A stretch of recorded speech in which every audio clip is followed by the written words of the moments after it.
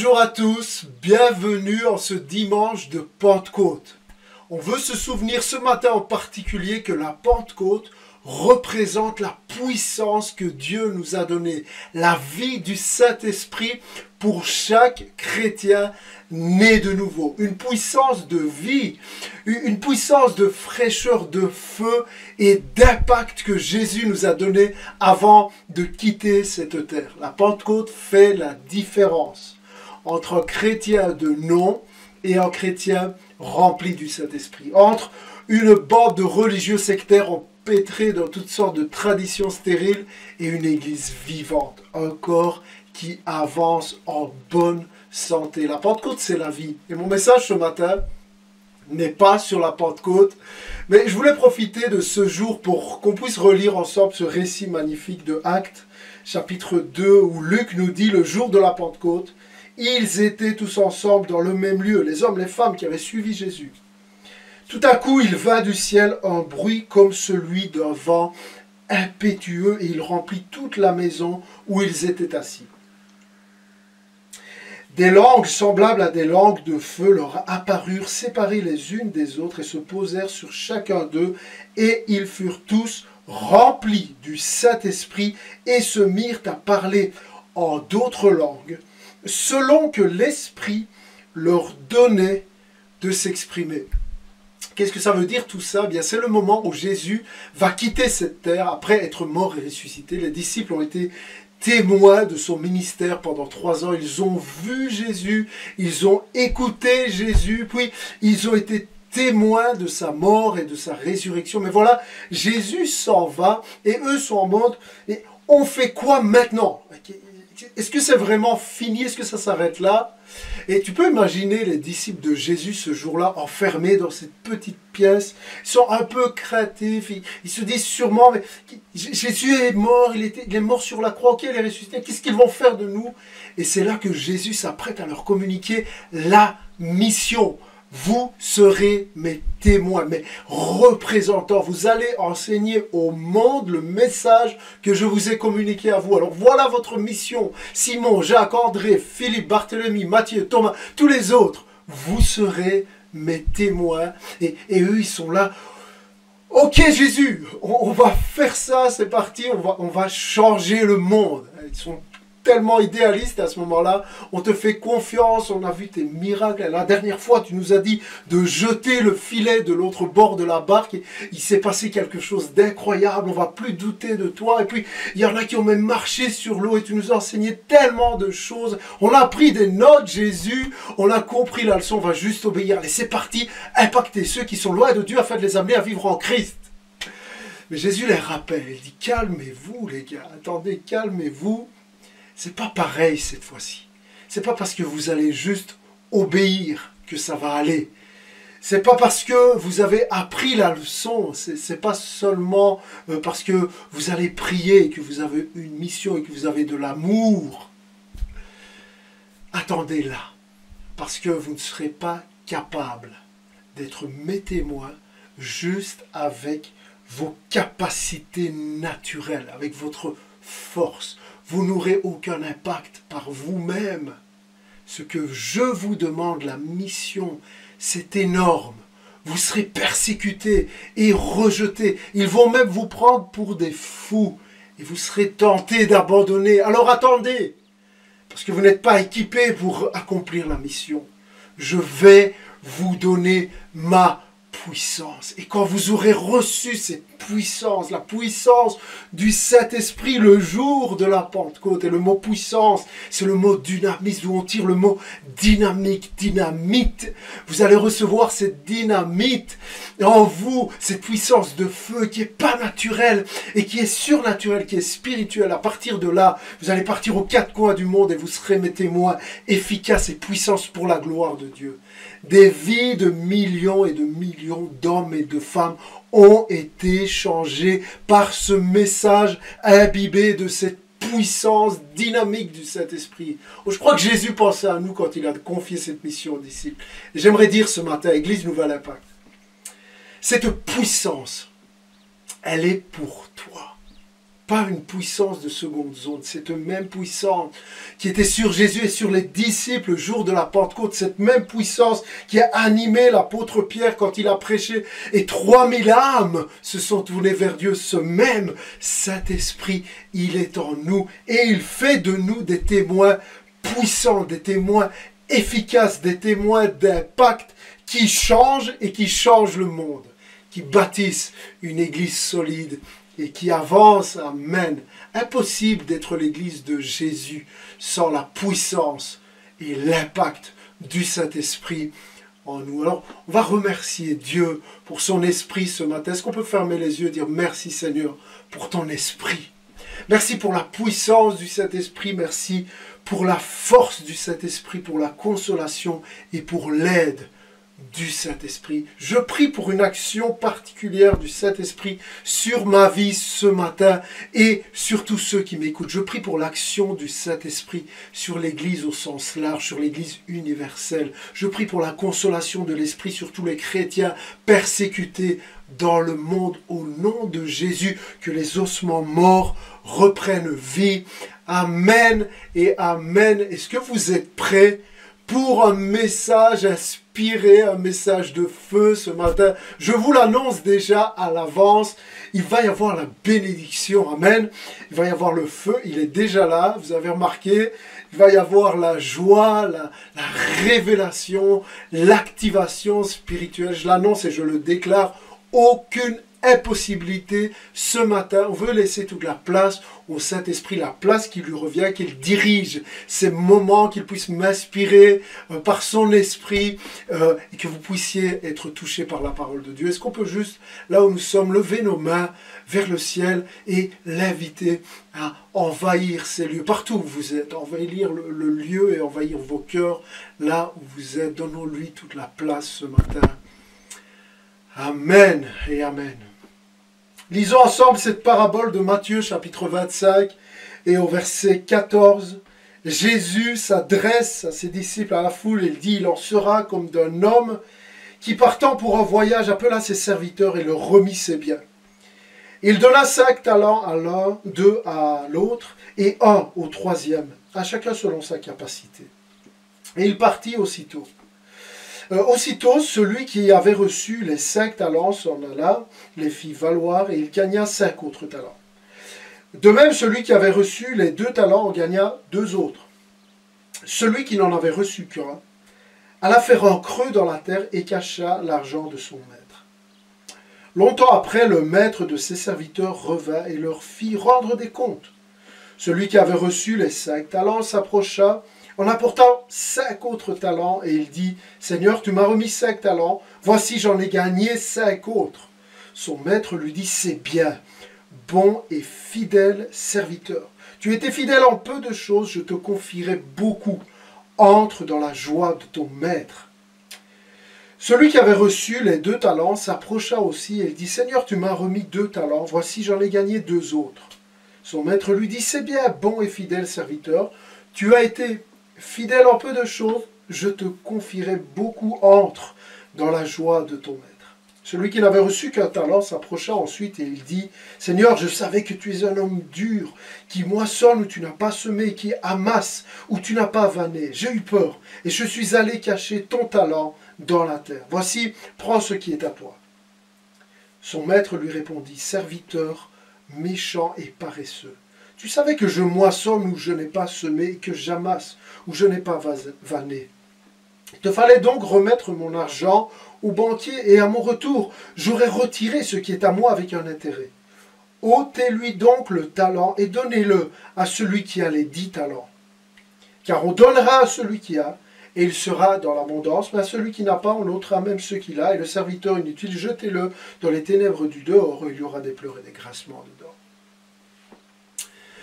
Cette histoire est une des histoires que Jésus a racontées à ses disciples pour les aider à comprendre un principe fondamental du royaume de Dieu, et même plusieurs principes. Vous allez voir différents niveaux de profondeur à cette histoire. Et juste en intro, rappelez-vous de ce que Pasteur Alfonso nous a dit en introduction de toute cette série Paraboles. On regarde à plusieurs paraboles durant cette série. Une parabole est une histoire simple, derrière laquelle se cache un sens profond. Et il nous disait très justement et très clairement qu'il y a deux raisons pour lesquelles Jésus utilisait des paraboles, des histoires pour enseigner les principes du royaume de Dieu.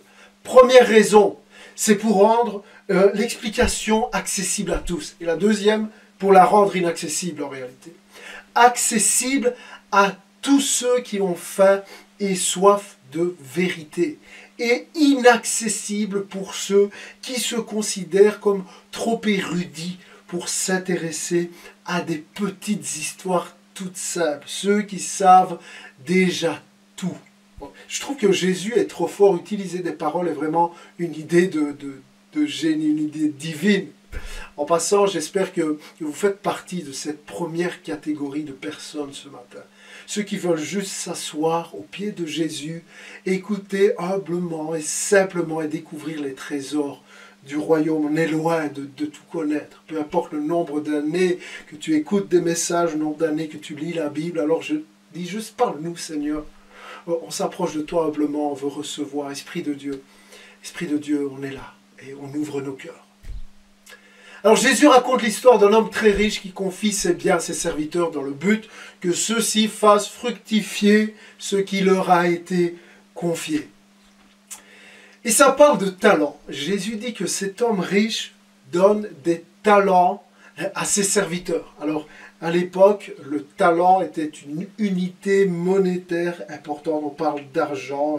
Ce gars a été caché l'argent. Donc clairement, difficile de dire à quoi ça équivaut aujourd'hui. Mais pour avoir juste une idée, les chercheurs estiment que un talent aurait pu valoir en pouvoir d'achat. On parle d'équivalence en pouvoir d'achat. Un talent égale plus ou moins 500 000 euros.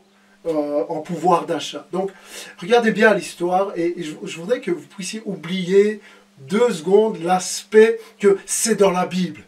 Ça parle de Dieu. Hein. Mais juste regardez à ce que Jésus raconte sans chercher plus loin dans un premier temps. En réalité, Jésus présente cet homme riche comme un businessman. Okay? C'est juste un homme d'affaires qui a de grandes ressources.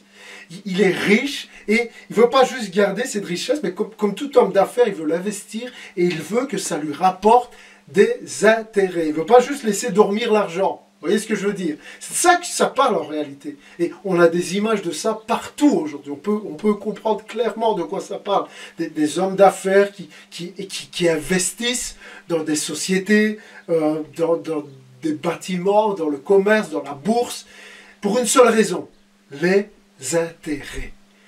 Si ça rapporte, on investit encore plus, et si ça rapporte pas, on arrête d'investir là où ça rapporte pas, on retire et on investit là où ça rapporte déjà bien. Et c'est ce qui se passe dans l'histoire que Jésus nous raconte. Certains investissements ont bien rapporté à cet homme, et ça a doublé la somme, puisque 5 a rapporté 10, et puis d'autres n'ont rien rapporté du tout. Alors que fait-il? Comme tout bon investisseur, il va retirer son argent de la société qui ne rapporte rien, il va l'investir dans celle qui lui a beaucoup rapporté. Pas par méchanceté, mais par simple logique commerciale. C'est le premier niveau d'explication.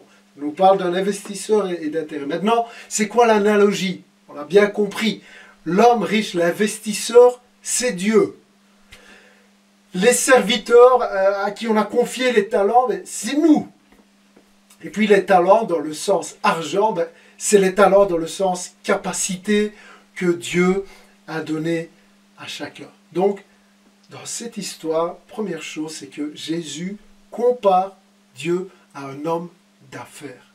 Je ne sais pas si vous avez déjà réalisé cette facette du caractère de Dieu. Vous avez déjà vu Dieu comme ça. Vous savez, dans nos milieux, on aime voir Dieu comme un ami, comme un papa, comme un roi, comme un juge, comme un enseignant, mais rarement comme un businessman. Pourtant, c'est bien cet aspect-là du caractère de Dieu que Jésus veut nous montrer en nous racontant cette histoire. C'est là-dessus qu'on va s'arrêter. Ce caractère de Dieu qui investit et qui veut voir du fruit. Voilà le point, pour que tout le monde comprenne, avant de descendre plus profond dans l'explication. Pour ceux qui prennent des notes, notez ceci, Dieu a investi des richesses, ses richesses, en chacun de nous. C'est ça que Jésus est en train d'expliquer ici, c'est que cet homme qui a confié ses richesses à ses serviteurs représente Dieu qui a confié ses richesses, des capacités à chacun d'entre nous. Et que tu le vois ou pas, Dieu t'a confié des richesses, des capacités, que tu en sois conscient ou pas, tu as reçu des talents de la part de Dieu. Et Dieu ne t'a pas donné des talents, il t'a confié des talents. Il faut bien faire la différence. Comme cet investisseur, il a confié ses richesses, il ne leur a pas donné, il leur a confié dans un but bien précis. Et comme cet homme, Dieu s'attend à ce que tu fasses grandir, fructifier, prospérer ce qu'il t'a confié. Dieu s'attend à avoir du fruit. Comme un investisseur s'attend à recevoir les intérêts de ses investissements. C'est ça la première couche de signification de cette parabole. Dieu a investi en toi et un jour, il demandera des comptes à tous ses serviteurs et il les tiendra responsables de la façon dont ils auront géré ce qui leur a été confié. C'est le message de base. Alors je ne sais pas vous, mais ça m'a donné à réfléchir cette histoire toute simple. Et on va regarder à trois choses en particulier. On va regarder à qu'est-ce qu'un talent, premier point, qu'est-ce qu'un talent pour moi, qu'est-ce que ça représente vraiment. Deuxièmement, quels sont tes talents? Qu'est-ce que Dieu t'a confié? Qu'est-ce que Dieu m'a donné? Quel est mon appel, ma vocation, si vous voulez. Et puis troisième point plus important, comment faire fructifier les talents que Dieu m'a donnés? Parce que c'est ça que Dieu attend. Et on voit ce qui se passe quand on ne fait pas fructifier, ce qui se passe avec le serviteur qui enterre. Première chose, qu'est-ce qu'un talent? Dans cette histoire, un talent est une richesse.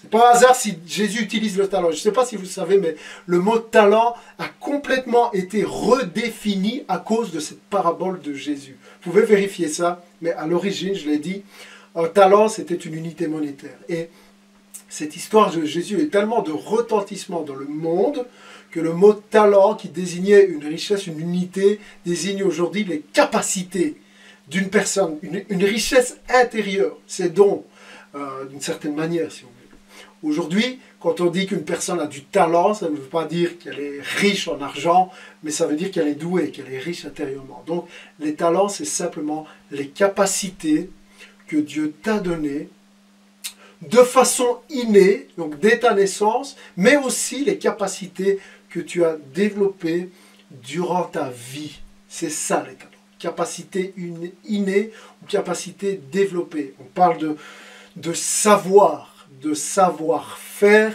et de savoir-être. Parenthèse, ne pas confondre talent et don spirituel, dont Paul parle beaucoup dans les Épîtres. Deux choses différentes, c'est un autre point, on parlera des dons spirituels bientôt et certainement dans le module 4 de la formation à la croissance spirituelle. Et ce matin, on parle des capacités naturelles que Dieu nous a généreusement données parce que tout vient de lui, ou que nous avons développées grâce à des expériences, grâce au travail, grâce aux études, grâce aux relations, aux expériences qu'on a juste eues dans la vie. C'est ça les talents, des choses qu'on a dès l'enfance ou des choses qu'on acquiert avec l'expérience. Toute personne, croyante ou non croyante, a reçu ou a développé des talents. Et vous savez, quand on parle de talent, on a souvent tendance à associer le mot talent aux capacités artistiques d'une personne. Un chanteur, une musicienne, un peintre, un sculpteur, oh, ils ont du talent. Moi, j'ai aucun talent artistique. En réalité, on peut être talentueux dans des choses aussi nombreuses que variées. Bien sûr, dans les arts, toute forme d'art. Mais quelqu'un peut être aussi talentueux dans tellement d'autres choses. J'ai vu des gens talentueux dans toutes sortes de domaines. Je connais des gens incroyablement talentueux en informatique. J'en côtoie tous les jours, par exemple. Des gens, tu leur donnes un ordinateur entre les mains, les doigts, ils vont tout seuls, ils trouvent une solution à un problème. Tu n'as pas compris ce qui vient de se passer, mais ça va très vite. Talentueux. Il y en a, ils sont talentueux, mathématiques, communication, peut être talentueux en commerce, en cuisine, en bricolage, en physique, en politique, en dessin, en leadership, en réparation. Talentueux. Je connais des gens qui sont tellement talentueux pour raconter des histoires et captiver l'attention des grands et des petits. Aussi le talent de savoir faire rire, le talent de retenir des choses, des dates, des événements. C'est tellement pas mon talent. Le talent de bâtir des choses, de réparer des choses, d'inventer des choses. Le talent de recevoir, l'hospitalité. Oh, il y a des gens, quand ils te reçoivent, tu te sens accueilli. Vous savez, ils ne sont pas en mode, quand ils t'ouvrent la porte, ah, vous êtes déjà là, vous attendez pas si tôt. Savoir recevoir, puis le talent d'enseigner, le talent d'étudier.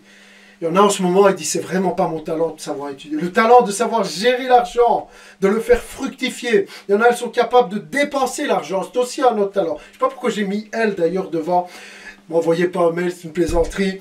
Il y en a, ils ont le talent de diriger, d'être un bon premier. Mais aussi le talent de suivre, d'être un bon second. Le talent d'être un père. Pas forcément un père dans la chair, mais un père. Le talent d'être une maman. Le talent d'être un vrai ami qui est là. Un talent relationnel. Le talent pour un sport en particulier, ou le talent sportif en général. Capacité physique. Hors pair. Le talent d'établir des connexions, des ponts entre les gens.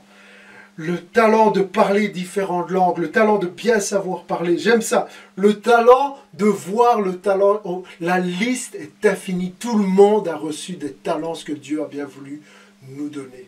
Et les talents sont des richesses. Dieu ne t'a pas donné des miettes, il t'a donné des richesses. Un talent, un seul talent est une richesse incroyable de la part de Dieu. Et vous savez, on a souvent tendance à se comparer et à dire, oh, par rapport à eux, par rapport à lui, par rapport à elle, j'ai pas beaucoup de talent. Vous voyez, un peu comme cet homme, ce pauvre gars-là, qui n'a reçu que un talent dans l'histoire. C'est pas beaucoup. Pourquoi l'autre en a eu 5 et l'autre 2 et lui 1? C'est pas juste. Et parfois, on se sent un peu comme ce gars qui a reçu un seul. Je le sais. Il y en a plein qui disent, moi, quand je me regarde, je regarde les autres, j'ai rien de spécial. Et vous savez, j'étais un peu comme ça, petit témoignage ce matin. Vous savez, moi, j'ai eu la chance de grandir entouré de 2 frères, un de 2 ans plus âgé que moi, 2 ans plus jeune que moi, et mes 2 frères, tous les 2, des gars talentueux, tous les 2 populaires, tous les 2 intelligents, tous les 2 beaux. Mon grand frère a un leader naturel, littéralement un pouvoir d'attraction incroyable. J'ai jamais vu ça, un leader comme lui. En musique, l'oreille absolue. Dans les études, aucun souci. Je devais travailler 2 fois plus que lui pour avoir les mêmes résultats. Mon jeune frère, il entre dans une pièce et les yeux se dirigent sur lui. Lui, dites pas que j'ai dit ça de lui. C'est lui qui parle. C'est lui qui fait rire. C'est lui qui a toujours un truc. Il y a tellement de talent. Tellement, mes 2 frères reçus tellement de la part de Dieu. Et je n'aurais jamais dit, mais il y a un moment où je me sentais un peu comme ce gars qui a reçu un talent et qui regarde l'autre en a reçu 2, l'autre en a reçu 5. Qu'est-ce qui se passe? Vous voyez, parfois, peut-être que quelqu'un se sent comme ça ce matin. Alors, je voudrais juste partager mon expérience, quelque chose qui m'a libéré littéralement, une vérité que Jésus partage ici dans cette histoire, une vérité profonde. Écoutez bien, j'ai envie de faire tomber des chaînes ce matin, des plafonds, des limitations qui vont tomber. Écoutez ceci, une grande vérité. Certains reçoivent plus, certains reçoivent moins, mais tous reçoivent beaucoup. C'est bon, je vais le redire. Certains reçoivent plus. C'est une réalité. Tu as un gars qui a reçu 5 talents. L'autre a reçu 2. Certains reçoivent plus, c'est une réalité. Certains reçoivent moins. C'est aussi une réalité. 2 talents, 1 talent. Mais en réalité, tous reçoivent beaucoup. Premièrement parce qu'un talent c'est beaucoup, mais surtout parce qu'un talent a le potentiel de devenir 2 et de devenir 4 et 8 et 16 et 32. Et un talent, le potentiel d'un talent est exponentiel. Alors peut-être tu as reçu moins, mais sache que tu as reçu beaucoup. Et tous nous avons au moins reçu un talent. Parce que ça, c'est la Bible qui le dit. C'est-à-dire que nous avons tous reçu le potentiel, la possibilité et l'appel à développer le moi. Certains reçoivent plus, certains reçoivent moins, mais tous reçoivent beaucoup. Et le plus souvent, remarquez que ceux qui vont le plus loin, j'aime ça, ceux qui vont le plus loin sont ceux qui au départ ont reçu moins, mais qui se sont appliqués à développer le peu qu'ils pensaient avoir reçu. Alors ne tombe pas dans le piège de dévaloriser, de ne pas reconnaître ce que Dieu t'a donné, parce que tu regardes aux autres et tu dis, oh, elle est tellement plus talentueuse et plus belle, et lui est tellement plus fort, et plus intelligent, et plus beau, et plus musclé, et plus mince, et plus noir, et plus blanc. Ils réussissent mieux que moi, ils ont eu plus de chance dans la vie, ils sont nés dans telle famille, ils sont plus doués, plus. La vérité est que tu as reçu beaucoup de Dieu.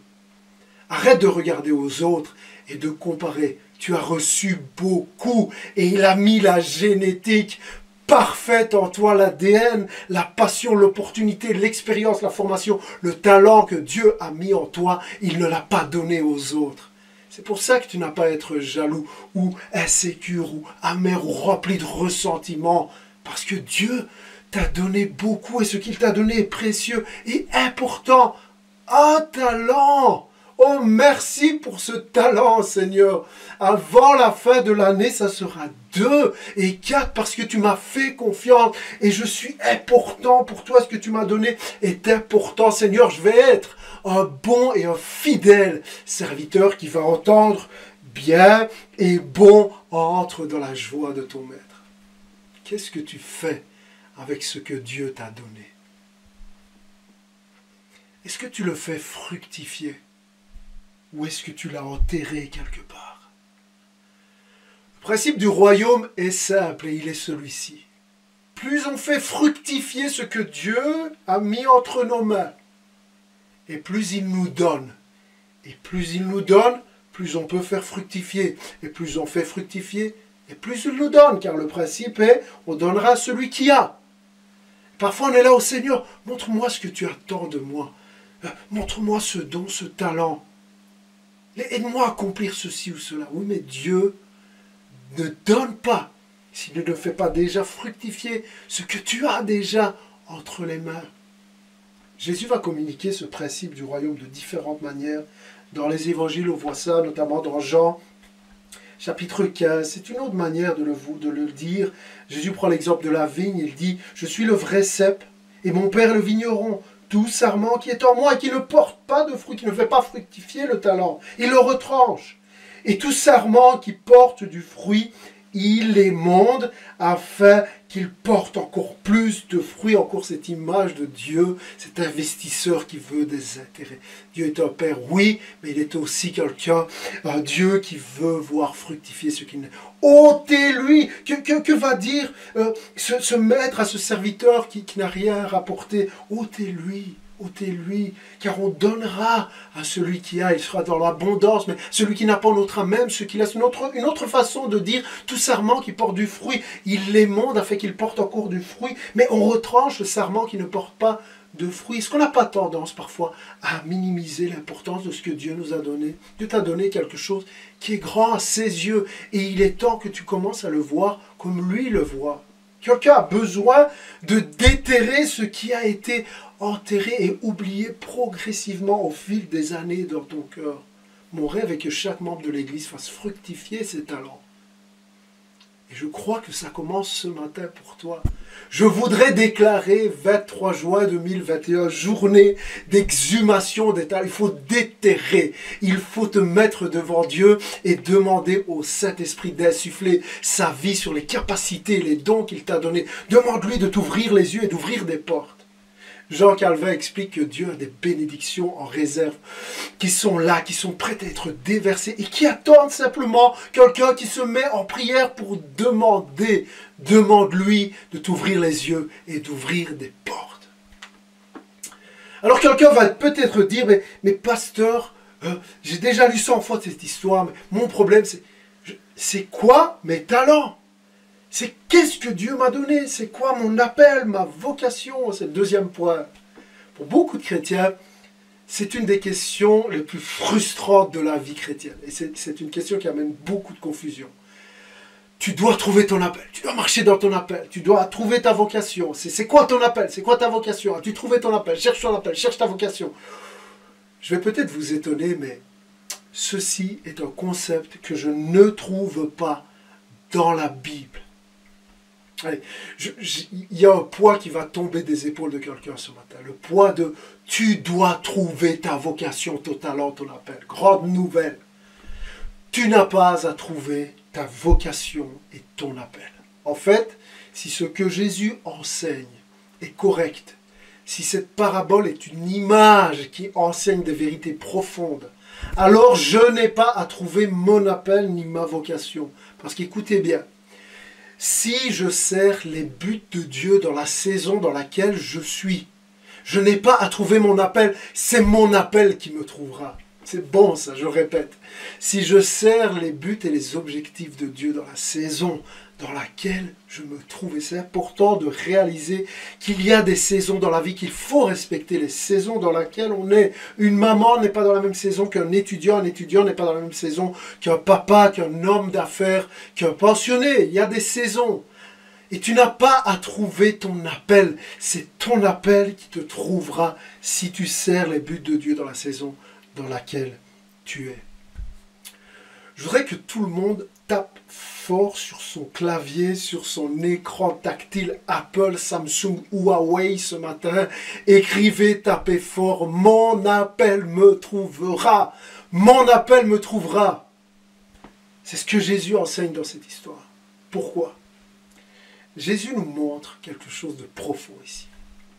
Le maître confie ses talents à qui? Aux passants, à ses invités, à ses amis.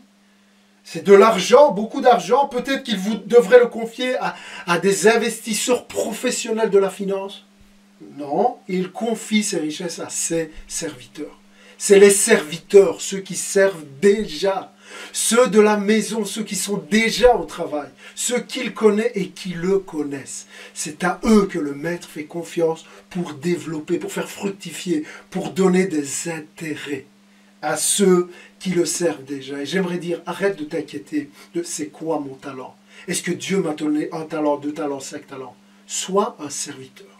Sois une servante dans ta vie de tous les jours, là où Dieu t'a placé, à ton travail, dans ta maison, dans ton église, dans ton département, avec ta femme, avec ton mari, sois un serviteur, une servante. Fais déjà prospérer ce que tu as entre tes mains. Sois excellent dans ce que tes leaders te confient. Poursuis les objectifs de Dieu dans la saison dans laquelle tu te trouves, là où tu es, et ton appel te trouvera. Ton talent te trouvera, ton talent se développera. Personne ne peut empêcher Dieu de t'amener là où il a prévu de t'amener, là où il a prévu que tu sois. Alors, t'inquiète pas de connaître ton appel. Dieu veut que tu marches par la foi et dans l'humilité. Et peut-être que tu es le seul à ne pas voir ton talent, alors que pour tous les autres, tellement clair. Ça arrive souvent, tellement clair pour tout le monde autour, il n'y a que toi qui ne le vois pas. Mais t'inquiète pas, va de l'avant. Fais prospérer ce que Dieu t'a donné. Et on va voir comment on fait ça. Je crois que le concept de l'appel, de la vocation, est trop souvent, avouons-le, pour beaucoup, une excuse pour ne pas embrasser la saison dans laquelle tu es, juste servir. Humblement, tu es un serviteur, tu es une servante comme moi. Moi aussi, je suis un serviteur. Et c'est tellement un honneur et un privilège que de servir le Maître. Je crois que Dieu n'est pas préoccupé par le fait que les serviteurs ont reconnu ou pas leur vocation, leur talent, mais simplement par le fait qu'ils ont fait prospérer ce qui leur était confié, ce qu'ils avaient entre les mains dans la saison dans laquelle ils étaient. Dieu t'a donné beaucoup, quoi que tu en dises, et il t'appelle à le faire prospérer. Maintenant, voici mon troisième et dernier point qui est le plus important, parce que c'est ça le but et le sens profond de cette histoire. Comment faire fructifier et grandir durablement ce que Dieu nous a confié? Comment développer ce que Dieu a mis entre nos mains? Alors, je vais vous donner 3 mots pour finir, que vous puissiez bien retenir. Et 3 mots que vous ne devez surtout pas oublier, qui si vous les appliquez, vont vous aider à développer vos talents au-delà de ce que vous pouvez même imaginer. Ok. Bien retenir D-A-E. Est-ce que vous savez ce que veut dire D-A-E? Il y a une photo qui apparaît à côté de moi. Ceux qui sont dans le milieu médical connaissent bien ça, les secouristes, tout ça. Défibrillateur cardiaque. Le DAE, c'est quoi? Défibrillateur automatisé externe. Dispositif médical qui aide à la réanimation des victimes en arrêt cardiaque. DAE. Combien savent en ce dimanche de Pentecôte que le Saint-Esprit est capable de ranimer des cœurs, de ranimer des appels, des vocations. Tu as peut-être laissé la tiédeur te gagner, tu as enterré ce que Dieu t'a donné.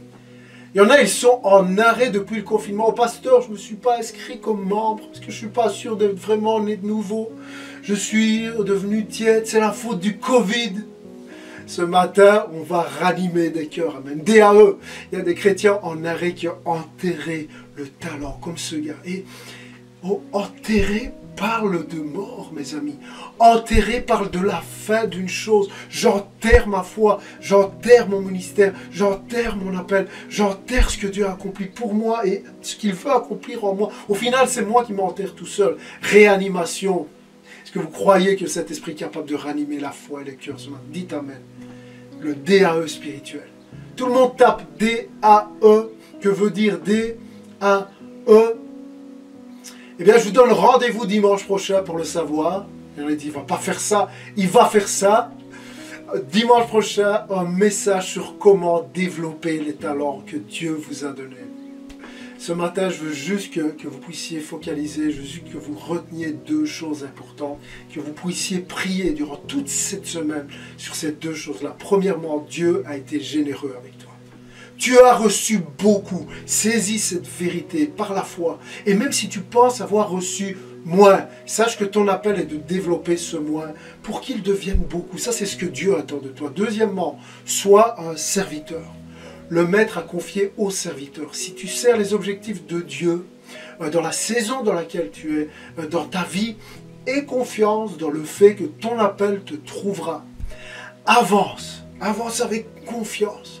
Et dimanche prochain, on va regarder ensemble comment ce gars a fait pour passer de 5 à 10 talents, de 2 à 4 talents et était un serviteur à qui on a confié plus. Comment faire pour développer ce que Dieu a mis entre nos mains? Ne manquez pas ça. Invitez quelqu'un à suivre le culte. Partagez les liens des cultes. Allez, on va prier ensemble. Père, je te rends gloire pour ta parole. Merci d'avoir parlé à mon cœur au travers de ta parole et d'avoir parlé au cœur de centaines qui vont écouter ce message. Je prie, Seigneur Jésus, que plusieurs, que des centaines, Seigneur, puissent vraiment réaliser ce que tu leur as donné et que chacun d'eux puisse prendre la décision de déterrer et de faire fructifier ce que tu leur as donné. Libère des cœurs de toutes sortes de questions, de toutes sortes d'emprises spirituelles, Seigneur, ou d'emprises générationnelles. Au nom de Jésus, que la vie reprenne ses droits, que la vie du Saint-Esprit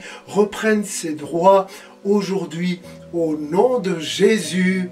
Amen et Amen. Répondons à ce message par la louange et l'adoration. Que Dieu vous bénisse.